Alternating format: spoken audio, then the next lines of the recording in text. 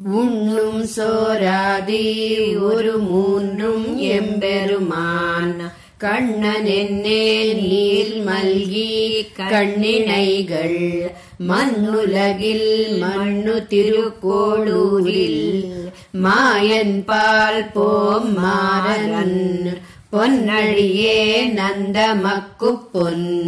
నమ్మాళ్వార్లు ఉన్నుం సోరుం అనే దశకంలో తిరుక్కోళూరు అనే దివ్యదేశంలోని పెరుమాళ్లను వర్ణిస్తూ ఆ సర్వేశ్వరుడినే ధారక పోషక భోగ్యములుగా చేసుకుని, అనగా ధారకము అనగా జీవుని నిలబెట్టేది అన్నం, పోషకము అనగా జీవునికి బలం పెంచేది నీరు, భోగ్యము అనగా జీవుని విలాసానికి ఉపయోగించే తాంబూలాల వంటివి.